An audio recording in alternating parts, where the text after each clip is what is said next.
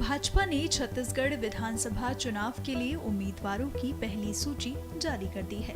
छत्तीसगढ़ के लिए जारी लिस्ट में सबसे ज्यादा चर्चित सीट दुर्ग जिले की पाटन है। कारण यहां से बीजेपी ने विजय बघेल को उम्मीदवार बनाया है। ओबीसी बहुल सीट पाटन राज्य के मुख्यमंत्री भूपेश बघेल का गढ़ रहा है। इसको लेकर बीजेपी और कांग्रेस की तरफ से अलग अलग प्रतिक्रियाएं सामने आ रही हैं। मुझे पता चला 21 लोगों की लिस्ट जारी हुई है। क्या कहेंगे?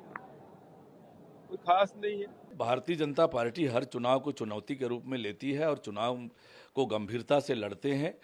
छत्तीसगढ़ में जिस प्रकार से पौने 5 सालों में भूपेश बघेल की सरकार ने छत्तीसगढ़ को जिस दिशा में ले जाने का काम किया है, छत्तीसगढ़ को अपराध का गढ़, छत्तीसगढ़ को भ्रष्टाचार का गढ़ बनाया है, छत्तीसगढ़ के हर वर्ग को ठगने और धोखा देने का काम किया है, विकास के सारे काम ठप हैं। ऐसे में आज छत्तीसगढ़ की जनता पछता रही है और छत्तीसगढ़ की जनता इस बात को समझ गई है कि छत्तीसगढ़ का भविष्य किसी के हाथों में सुरक्षित है। छत्तीसगढ़ को कोई आगे ले जा सकता है, छत्तीसगढ़ के तरक्की और खुशहाली कोई कर सकता है तो वो भारतीय जनता पार्टी है।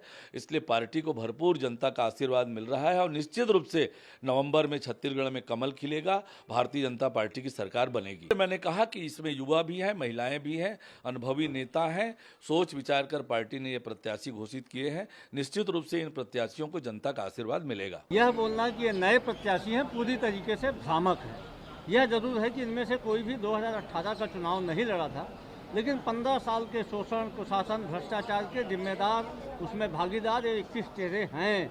इसलिए भारतीय जनता पार्टी इन चेहरों को आगे करके सोच ले कि 2018 के पहले कुशासन से जनता का ध्यान हटा लेगी तो जनता का ध्यान नहीं हटने वाला। दूसरी बात, भारतीय जनता पार्टी को यह मालूम है कि इन 21 चेहरों में उसकी जमानत जब्त होने वाली है।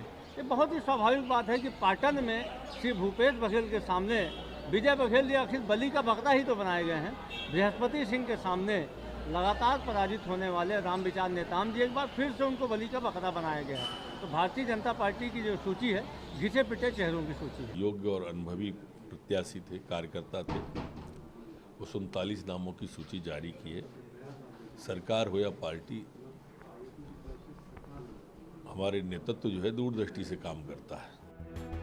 गौरतलब है कि पाटन विधानसभा हमेशा से जिले में राजनीति का केंद्र बिंदु रहा है। स्वतंत्रता संग्राम सेनानियों के इस इलाके में प्रारंभ से ही राजनीतिक चेतना रही है, जिसका असर चुनाव में देखने को मिलता रहा है।